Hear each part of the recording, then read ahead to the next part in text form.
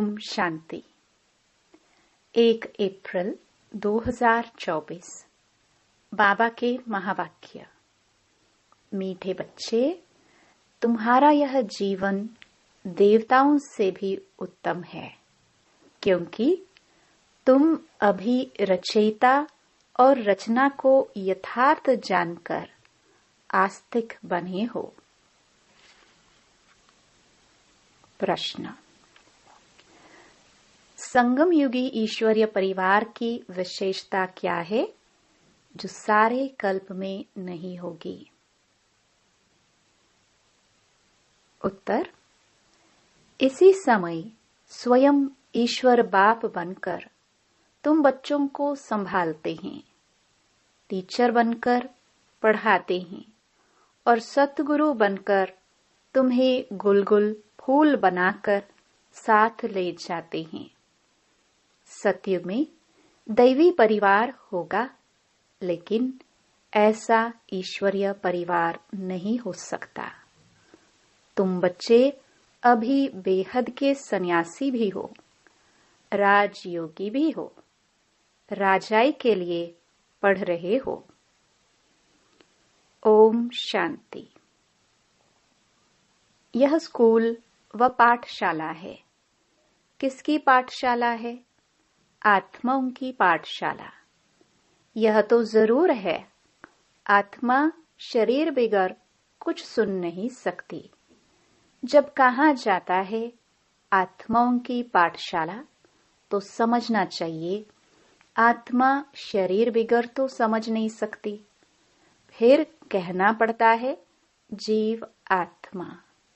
अभी जीव आत्माओं की पाठशाला तो सभी हैं, इसलिए कहा जाता है यह है आत्माओं की पाठशाला और परमपिता परमात्मा आकर पढ़ाते हैं। वह है जिस्मानी पढ़ाई, यह है रूहानी पढ़ाई जो बेहद का बाप पढ़ाते हैं। तो यह हो गई गॉड फादर की यूनिवर्सिटी। भगवानुवाच है ना? यह भक्ति मार्ग नहीं है, यह पढ़ाई है। स्कूल में पढ़ाई होती है, भक्ति मार्ग में टिकाणों आदि में होती है। इसमें कौन पढ़ाते हैं? भगवानुवाच। और कोई भी पाठशाला में भगवानुवाच होता ही नहीं है। सिर्फ यह एक ही जगह है जहां भगवानुवाच है। ऊंचे ते ऊंचे भगवान को ही ज्ञान सागर कहा जाता है। वही ज्ञान दे सकते हैं। बाकी सब है भक्ति। भक्ति के लिए बाप ने समझाया है कि उससे कोई सद्गति नहीं होती। सर्व का सद्गति दाता एक परमात्मा है। वह आकर राजयोग सिखलाते हैं। आत्मा सुनती है शरीर द्वारा। और कोई नॉलेज आदि में भगवानुवाच है ही नहीं। भारत ही है जहां शिव जयंती भी मनाई जाती है। भगवान तो निराकार है, फिर शिव जयंती कैसे मनाते हैं? जयंती तो तब होती है जब शरीर में प्रवेश करते हैं। बाप कहते हैं मैं तो कभी गर्भ में प्रवेश नहीं करता हूँ। तुम सब गर्भ में प्रवेश करते हो, 84 जन्म लेते हो। सबसे जास्ती जन्म यह लक्ष्मी नारायण लेते हैं। 84 जन्म लेकर फिर सामरा गावड़े का छोरा बनते हैं। लक्ष्मी नारायण कहो या राधे कृष्ण कहो। राधे कृष्ण हैं बचपन के। वह जब जन्म लेते हैं तो स्वर्ग में लेते हैं, जिसको वैकुंठ भी कहा जाता है। पहला नंबर जन्म इनका है, तो 84 जन्म भी यह लेते हैं। श्याम और सुंदर। सुंदर सो फिर श्याम। श्री कृष्ण सबको प्यारा लगता है। श्री कृष्ण का जन्म तो होता ही है नई दुनिया में। फिर पुनर्जन्म लेते लेते आकर पुरानी दुनिया में पहुंचते हैं तो श्याम बन जाते हैं। यह खेल ही ऐसा है। भारत पहले सतो प्रधान सुंदर था, अब काला हो गया है। बाप कहते हैं, इतनी सब आत्माएं मेरे बच्चे हैं। अभी सब काम चिता पर बैठकर जलकर काले हो गए हैं। मैं आकर सबको वापस ले जाता हूँ। यह सृष्टि चक्र ही ऐसा है। फूलों का बगीचा वह फिर कांटों का जंगल बन जाता है। बाप समझाते हैं, तुम बच्चे कितने सुंदर विश्व के मालिक थे, अब फिर बन रहे हो। यह लक्ष्मी नारायण विश्व के मालिक थे। यह 84 जन्म भोग फिर ऐसे बन रहे हैं, अर्थात उन्हों की आत्मा अब पढ़ रही है। तुम जानते हो, सतयुग में अपार सुख हैं, जो कभी बाप को याद करने की दरकार भी नहीं रहती है। गायन है, दुख में सिमरण सब करे। किसका सिमरण? बाप का। इतने सबका सिमरण नहीं करना है। भक्ति में कितना सिमरण करते हैं, जानते कुछ भी नहीं। श्री कृष्ण कब आया, वह कौन है, कुछ भी जानते नहीं। श्री कृष्ण और श्री नारायण के वेद को भी नहीं जानते हैं। शिव बाबा है ऊंच ते ऊंच, फिर उनके नीचे ब्रह्मा विष्णु शंकर, उनको फिर देवता कहा जाता है। लोग तो सभी को भगवान कहते रहते हैं, सर्वव्यापी कह देते हैं। बाप कहते हैं, सर्वव्यापी तो माया 5 विकार हैं, जो एक एक के अंदर है। सतयुग में कोई विकार होता नहीं। मुक्ति धाम में भी आत्माएं पवित्र रहती हैं, अपवित्रता की कोई बात नहीं। तो यह रचयिता बाप ही आकर अपना परिचय देते हैं, आदि मध्य अंत का राज समझाते हैं, जिससे तुम आस्तिक बनते हो। तुम एक ही बार आस्तिक बनते हो। तुम्हारा यह जीवन देवताओं से भी उत्तम है। गाया भी जाता है, मनुष्य जीवन दुर्लभ है, और जब पुरुषोत्तम संगम युग होता है तो हीरे जैसा जीवन बनता है। लक्ष्मी नारायण को हीरे जैसा नहीं कहेंगे। तुम्हारा ही हीरे जैसा जन्म है। तुम हो ईश्वरीय संतान, यह है दैवी संतान। यहाँ तुम कहते हो, हम ईश्वरीय संतान हैं। ईश्वर हमारा बाप है, वह हमको पढ़ाते हैं, क्योंकि ज्ञान का सागर है ना। राजयोग सिखलाते हैं। यह ज्ञान एक ही बार पुरुषोत्तम संगम युग पर मिलता है। यह है उत्तम ते उत्तम पुरुष बनने का युग, जिसको दुनिया नहीं जानती। सब कुंभकर्ण की अज्ञान नींद में सोए पड़े हैं। सबका विनाश सामने खड़ा है। इसलिए अब कोई से भी बच्चों को संबंध नहीं रखना है। कहते हैं, अंतकाल जो स्त्री सिमरे। अंत समय में शिव बाबा को सिमरेंगे तो नारायण योनि में आएंगे। यह सीढ़ी बहुत अच्छी है। लिखा हुआ है, हम सो देवता, फिर सो क्षत्रिय आदि। इस समय है रावण राज्य, जबकि अपने आदि सनातन देवी देवता धर्म को भूल और धर्मों में फंस पड़े हैं। यह सारी दुनिया लंका है, बाकी सोने की लंका कोई थी नहीं।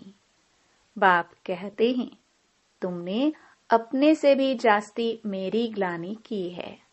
अपने लिए 84 लाख और मुझे कण कण में कह दिया है। ऐसे अपकारी पर मैं उपकार करता हूँ। बाप कहते हैं, तुम्हारा दोष नहीं, यह ड्रामा का खेल है। सतयुग आदि से लेकर कलयुग अंत तक यह खेल है जो फिरना ही है। इसको सिवाय बाप के कोई समझा न सके। तुम सब ब्रह्मा कुमार कुमारियां हो। तुम ब्राह्मण हो, ईश्वरीय संतान। तुम ईश्वरीय परिवार में बैठे हो। सतयुग में होगा दैवी परिवार। इस ईश्वरीय परिवार में बाप तुमको संभालते भी हैं, पढ़ाते भी हैं, फिर गुलगुल बनाकर साथ भी ले जाएंगे। तुम पढ़ते हो मनुष्य से देवता बनने के लिए। ग्रंथ में भी है, मनुष्य से देवता किए करत न लागी वार। इसलिए परमात्मा को जादूगर कहा जाता है। नरक को स्वर्ग बनाना जादू का खेल है ना। स्वर्ग से नरक बनने में 84 जन्म, फिर नरक से स्वर्ग छपटी में सेकंड में बनता है। 1 सेकंड में जीवन मुक्ति। मैं आत्मा हूँ, आत्मा को जान लिया, बाप को भी जान लिया। यह कोई मनुष्य यह नहीं जानते कि आत्मा क्या है। गुरु अनेक हैं, सतगुरु एक है। कहते हैं सतगुरु अकाल, परमपिता परमात्मा एक ही सतगुरु है। परंतु गुरु तो ढेर हैं, निर्विकारी कोई है नहीं। सब विकार से ही जन्म लेते हैं। अभी राजधानी स्थापन हो रही है। तुम सब यहाँ राजाई के लिए पढ़ते हो। राजयोगी हो, बेहद के सन्यासी हो। वह हठयोगी हैं, हद के सन्यासी। बाप आकर सभी की सद्गति कर सुखी बनाते हैं। मुझे भी कहते हैं सतगुरु अकाल मूर्त है। वहां हम घड़ी घड़ी शरीर छोड़ते और लेते नहीं।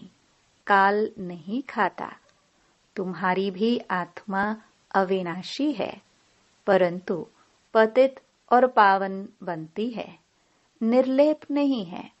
ड्रामा का राज भी बाप ही समझाते हैं। रचयिता ही रचना के आदि मध्य अंत का राज समझाएंगे ना। ज्ञान का सागर वही एक बाप है। वही तुमको मनुष्य से देवता डबल सरताज बनाते हैं।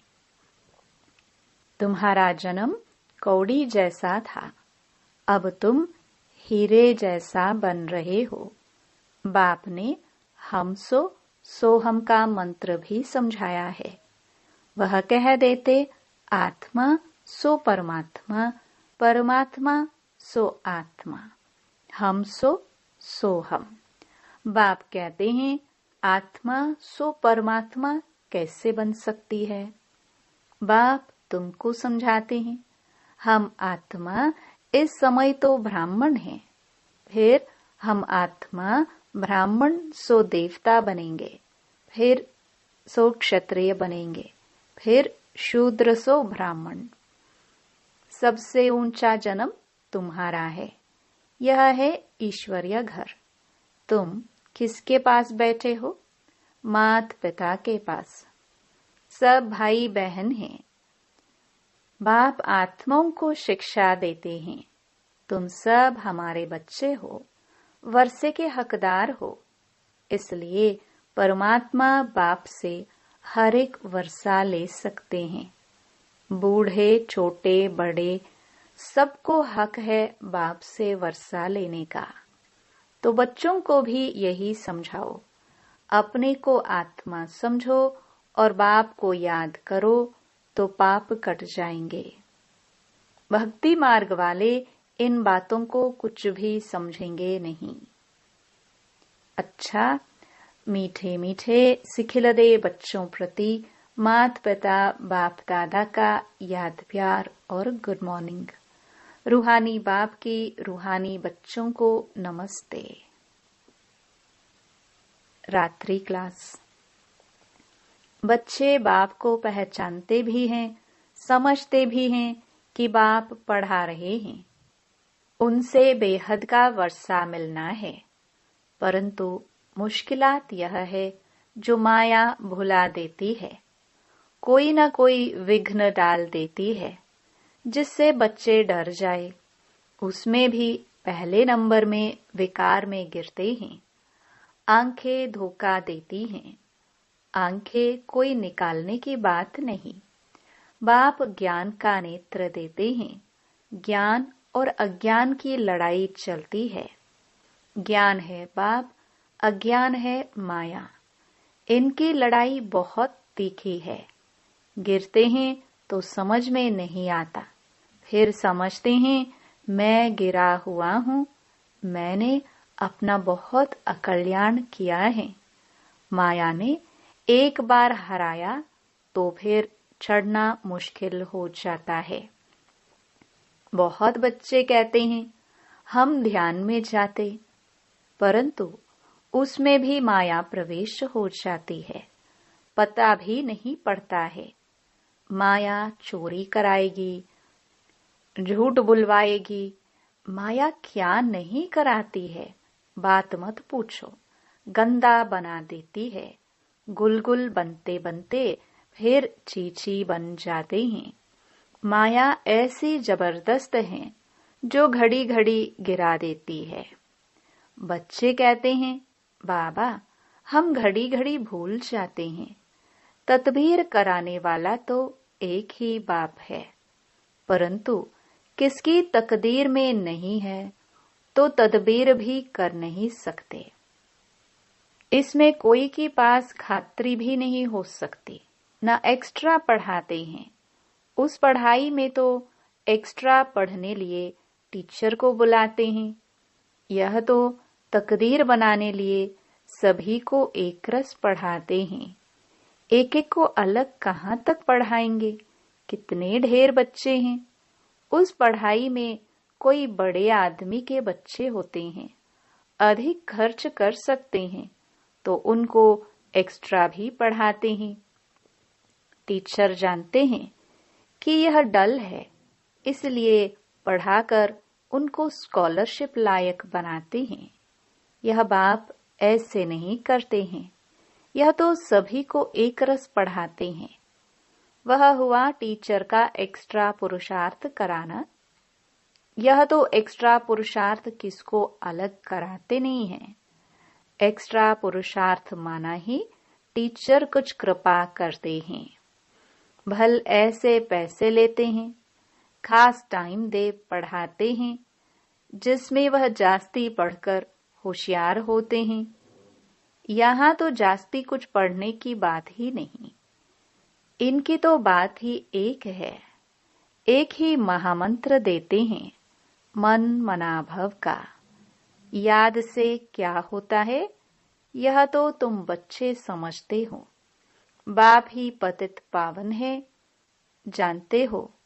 उनको याद करने से हम पावन बनेंगे। अच्छा, गुड नाइट।